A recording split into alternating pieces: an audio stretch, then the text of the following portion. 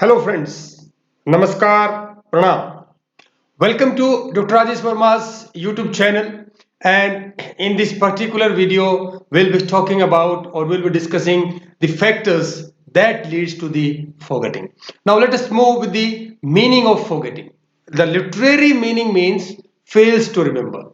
Means whenever you have some information and you find it almost impossible to retrieve it, we call it as a forgetting. But meaning in psychological parlance, that is how the science of psychology studies and considers as a forgetting. That is inability to recall stored information to the present state of mind. Means this information or the information that has been stored in your cognitive domain, if you fail to retrieve it whenever you need it, in that case we name that process as forgetting. It has three components in this meaning, that is recall, then the stored information, then the present state of mind. So these three connotes different ideas. Recall means the retrieval of the information. Stored, this means there is a phenomena, there is a process that stores information in your brain. Whereas the present state of mind, this means that when we require that information or when we need that information at that moment, if we are able to recall or retrieve that stored information, we call that phenomena as a memory. Whereas if he fails to recall that information, we call it as a forgetting. So let us define the forgetting. According to Bhatia, forgetting is the failure of the individual to revive in consciousness an idea or group of ideas without the help of original stimuli. So this is sorry. According to Bhatia, when we fails to revive or retrieve the information or group of informations which are stored in our brain or in cognitive domain without the support of the original stimuli, in that case we call that concept with that phenomena as a forgetting. And what Drever says about the forgetting is, forgetting means failure at any time to recall experience. See, he is telling any time when you want to recall an experience, the previous information that has been stored in our system, if he fails to recall, and when attempting to do so or to perform an action previously learned, Drever has included two concept things here, that fails to recall an idea and fails to do an action or an activity that we learned earlier. So this all phenomena, this all concept, we call it as a forgetting. Now let us discuss some introductory part. Dear friends, I told you whenever we will be opening a chapter of the memory or the forgetting, we'll be finding the name of great German psychologist Hermann Ebbinghaus, who pioneered the study of forgetting and memory. He created nonsense syllables. Nonsense means the whole syllables of the words that have no meaning, that is meaningless words. And he designed a system for that, creating nonsense syllables. That is, first we have to use consonant, then vowel, then the consonant. For example, if you make it as a, you want to make a nonsense syllables, you take it as a G, then A, then you make it as a X, because G is a consonant, A is a vowel, whereas the X is again a consonant. So in this format, we have to design the syllables that are meaningless, so that he used these things, the nonsense syllables, to understand and study the concept of forgetting and memory. Out of the results we obtained through this thing, experimentation, he drew a curve, and famously that curve is known as the forgetting. So that curve is in front of you. This curve suggests that within the first 1 hour will able to retain only 44% of the learned material, or in opposite way, if we look at in the first hour we are only able to forget the 56% of the learned material. This means the forgetting is the fastest in the first 1 hour. So to arrest that, you need to do certain activities, and that activity is the repetition of the information We call it as a maintenance rehearsal. So this is all about the forgetting. We had discussed in the previous video how to overcome the concept of forgetting, which we generally face as far as the academic material is concerned. So now let us come to the original idea, original concept or the topic, that is, what are the factors that lead to the forgetting? Forgetting is not caused by an individual factor. Not a single factor is responsible for the forgetting. Rather, it is the handiwork of collective efforts of several factors. These factors collectively contribute in the phenomena of forgetting. What are these factors? We'll be discussing, I have classified these factors into various categories as per their nature. That is, psychological factors, biological factors, social factors, factors related to the nature of information, and finally we'll be discussing the environmental factors. Now let us move with one particular factors, that is psychological factors. Most of the forgetting, almost all of the forgetting occurs due to the psychological factors. So what are psychological factors? How they contribute in forgetting in the large context? The forgetting that occurs due to psychological factors termed as the psychological amnesia.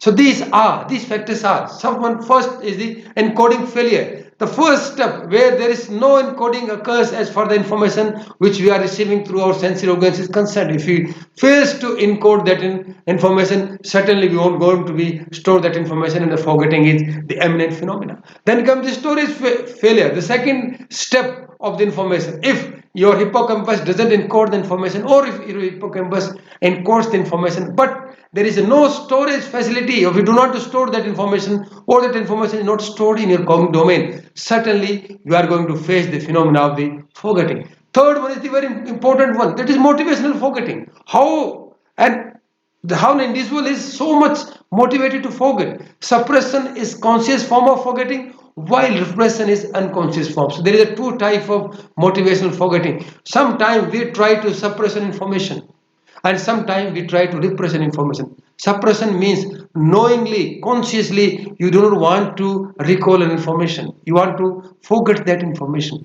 Whereas the repression means unconsciously, we try to forget the information.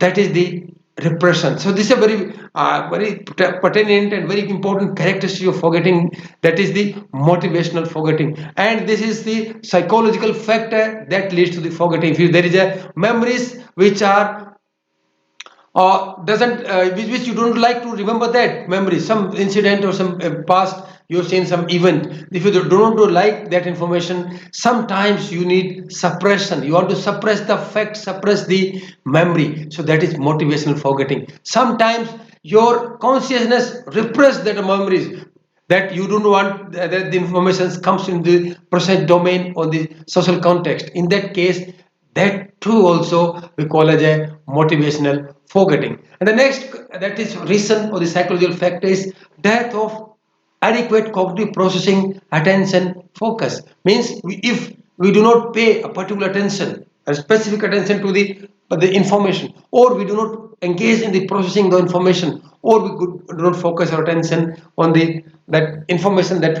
we need to remember it. In that case too, we face the phenomena of forgetting. Then comes the disuse. That is a famous phrase, use it or lose it. If there's information stored in your cognitive domain, if you do not use that, certainly that information is prone to fading, and slowly we face of the concept of the phenomena or the process of forgetting. Then the lack and delay in rehearsal. Either you do not rehearse the information, or you there is a delay, this is time or temporal delay in rehearsing the information, that also contribute or in the phenomena of forgetting. And then comes the interference. As I discussed in the previous videos, what is interference? For incoming information, when there is information, I'll let you know first, that is interference is mostly occurs in the short-term memory, where the one information, that is 7 plus minus 2, what we call the Miller's magic number, that information, suppose there is 9 items are stored in your memories and 9 more items are coming to you. So in that case, that information may interfere with the previous information, or the previous information may interfere with the recalling the new information. So this concept, the interference, is also responsible for the forgetting. And this is psychological factor too. Then comes the improper or lack of consolidation. If there is doesn't occurs any consolidation of the information you have learned, or if there is a consolidation but that is not adequate enough, that also leads to the forgetting. And I find the last psychological factor is the lack of context. When we remember information, when we try to learn information, if we do not provide adequate context to that information, certainly we are going to forget the information and will be fails in recalling the information whenever we need that. So that context is a very important phenomena. We have to anchor this context to the information which we are going to learn, and if we need to recall that information when you get a requirement for that, in that case context will be very helpful. But if you do not provide a adequate and the proper context to the information, certainly we are going to face forgetting. So the lack of context is the last psychological factor that leads to the forgetting. Then comes the biological factors. Dear friends, your biological setup is very important phenomena, very important system that leads to the your working of your human body. But these factors, certain factors also leads to the forgetting. As you know, memory is the subdomain of cognitive system which is maintained and managed by the neural networks. As you know, the trace decay theory and the engrams, I'll come to that. The abstraction of any type in these neural networks can lead to forgetting. That is, these neural networks, when you store some information, these neural networks creates new connections. They create engrams, that is memory traces. If there is some obstruction or some issues or challenges while forming these neural connections or neural networks or the engrams, we are likely to face forgetting. The obstructions can be for following types, that is the biological factors. Damage to the neural structure due to some injury, that is some internal injury or some external injury. That also important biological factor. Then comes the damage due to infection or disease. If there is some infection to the neural networks or some disease, if these neural networks get damaged, the structure gets changed. Certainly, these factors leads to the forgetting the information which is previously stored in the memory. Sometimes we won't be able to recall it, and at various times we won't be able to store the new information. So this is a very important phenomena where that is damage occurs due to some disease.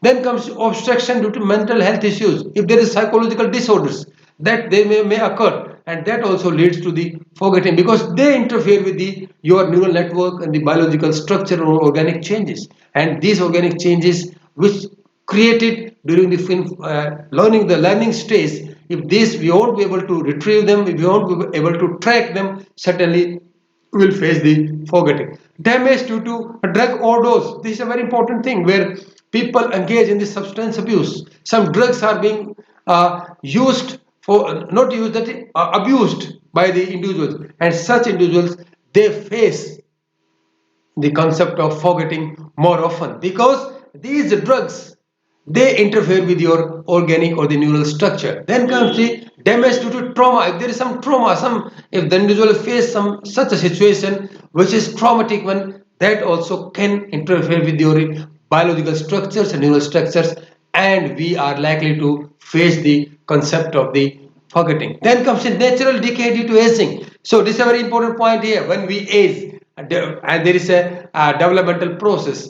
In that case, our frontal lobe and your hippocampus slowly gets deteriorated. And if they get deteriorated, certainly we won't be able to recall and retrieve the information and face forgetting more often at the advanced age. And dear friends, finally, the lack of physical activity and proper diet. So these are two important phenomena that leads to the forgetting. If you do not engage in the regular adequate physical activity that requires to maintain your muscular system and all systems of your body, and there is a lack of proper diet too, we won't get the proper nutrition. In that case, we can and certainly will face the phenomena of the forgetting. So dear friends, these were the biological factors. Now we'll be discussing some social factors. This is very interesting and surprising to know that social factors also influence or leads to the forgetting. That the forgetting, is opposite to the memory. And where memory is a social process and social interaction influences memory. So this is a very important point here. Because if you study, if you want to know the forgetting, you must know the memory. So, and you know, memory is a social process and social interpersonal relations, social interactions that influences the memory. Certainly, forgetting is also influenced by the social factors. What are the social factors that facilitate forgetting? First one is the level of interpersonal relations. What does this mean? Means higher your level, the better your social interpersonal relations, better your memory. But if opposite also is true, if there is a dearth of interpersonal relations and the magnitude of that interpersonal level, relations are not as per adequate one, certainly we are likely to be face the forgetting. Then comes the level of social interactions. That social interaction level must be adequate, proper, and at a good degree. If that is not there, certainly you are going to face the phenomena of forgetting. Then the final, then the next, the social factor is the interaction and gender. See, this is a very important findings given by the Barber and Matra in 2013.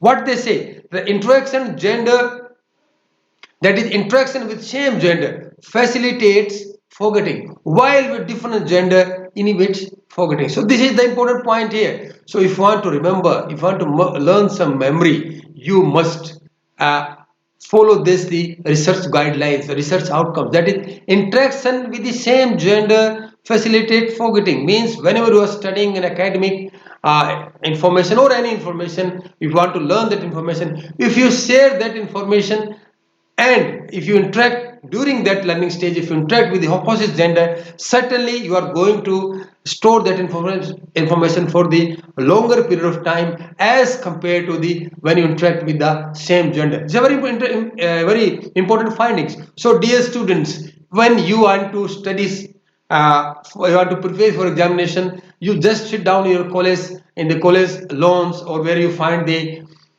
space for the that is adequate space for sitting and learning. In that case, try to sit in the groups, try to sit with the opposite gender and discuss the things, so that that helps in retaining the information for longer period of time. So this is a very important and very significant finding. Interacting with the same gender leads to the forgetting, whereas that is interacting with the same gender facilitates the forgetting, while if you interact with the opposite gender, that facilitates your memory. So this is a very important finding. So you can do that. And if someone asks, let's say, so, you can study the research paper published by the Barber and Matra in 2013. So this is so we can, and then comes the finally social factor is the collective forgetting. Sometimes we as a social beings, we loves to remain in society, we loves to be part of society, that there is some big event or incident that occurred, that is very the recall of that information is very detrimental for the society. We try to engage in a collective forgetting. Means for that incident or the event has to be wiped out of from the each cognitive part of the cognitive domain of the each member of the society. So that phenomena is also known as the collective forgetting. So this is the social factor. Then comes the factors related to nature of information. The nature of information learned also influence the forgetting. This is very surprising, and interestingly that influence your forgetting too and your memory too. The meaningful items are likely to be remembered longer than the meaningless information. This is a very natural one, and it has been proved by various researches too. The attractive information, we try to retain it, and we try to forget it less than in compared to the information that is not attractive, novel information. So this is very important one. Means the nature of information to contribute in the forgetting. So first factor that leads to forgetting, as far as the nature of information is concerned, is the information of non-interest. Means the information which you are forced to remember, forced to memorize. If there is no, if you are not interested to learn that information, certainly, dear friends, we won't be able to store that information for longer period, and we'll be facing the forgetting. Then comes the information learned forcefully, as generally happens in the academic arena or academic field, where the students are asked by their parents, their teachers, and their colleagues and their peers to memorize this information, because this is very important for your life. In that case, if you are not interested to learn or memorize that information, certainly, and you are forced to learn that, certainly you are going to forget that information in the longer run. Then comes the meaninglessness of information. That is been proved by not even Hermann Ebbinghaus. Thousands of studies has evidence for that. The information which is meaningless, you won't be able to retain it for a longer period of time, and certainly the meaninglessness of the information too facilitates the forgetting. Then comes the novelty of information. If the information is new, attractive one, certainly you are going to face the forgetting less, whereas the information is old one, there is a repetition of the information, certainly, or there is no novelty in the information, we are going to face the phenomena of forgetting. Then the emotion provoking ability of the information, though this factor is a psychological one, but it has the nature of the connotations of the nature of information too. Why? Because the information or the knowledge that provokes your emotions, that uh, contribute in generating the information, that information we are love to retain for longer period of time. If information has no ability to provoke your emotions, certainly that information is likely to be forget as earlier than the information which has the ability to provoke the emotions. Then comes the autobiographical information related to your individual experiences, life experiences. If that information are some informations that are pertinent to your life, that are important to your living or your social structure or your for your benefit, in that case that information we try to retain and engage in the mental rehearsal, and we try to forget them less, whereas the information which are not related to your life, which do not, you if you think that they do not contribute to your in development your life or problem solving, in that case that information we try to forget them earlier. And dear friends, then comes the level of abstractness information. If the information that we are receiving, if is higher level of abstractness as far as the mathematical formula is concerned, they are found to be more abstract in nature. These basic science concepts are concerned, they are more abstract in nature. Such information we are likely to forget faster than the information which has lesser level of abstractness. And finally, as far as the factors related to nature of information is concerned, then comes the style of presentation of information. If the information is not presented in the adequate way, whether it is written form, we can present the information in the written form. Then come the information can be presented to in spoken, sung, etc. Different styles of presentation. These are also responsible for the forgetting of the information. So, dear friends, finally we'll be discussing the environmental factors. The forgetting is also influenced by the factors of immediate environment. And as far as the environment is concerned, I am not talking about the your psychological or the social environment. I am just talking about your physical environment. So, see, it's very interesting to know that this environment also contribute in the forgetting. So, what are the two important components or the factors that environmental factors that leads to the forgetting? External context such as place, smell, situation, sound, etc. See, this is a very important one. If you are remembering information, if you are memorizing information, and this comes a beautiful smell of the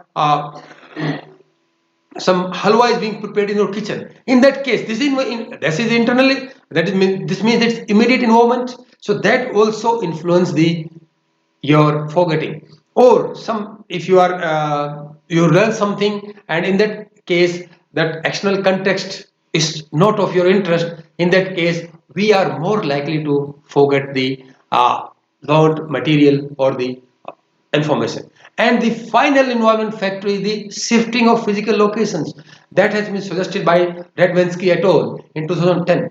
If we shift locations more frequently, certainly the information related to the previous physical location we try to forget, because we have to learn something new at the new location, we have to adjust there, we have to make new friends, we have to search for a livelihood there, or we have to search for different things. In that case this shifting from one location to another location also contribute in the environmental factors. So my dear friends, we discussed today the factors leading to the forgetting. We discussed the literary meaning of forgetting, meaning in psychological parlance. Then we discussed the some introductory part or forgetting curve given by the Herman Ebbinghaus in 1913. Then we discussed the five major factors and their sub factors: psychological factors, social factors, biological factors, environmental factors, and finally the nature of information also leads or contribute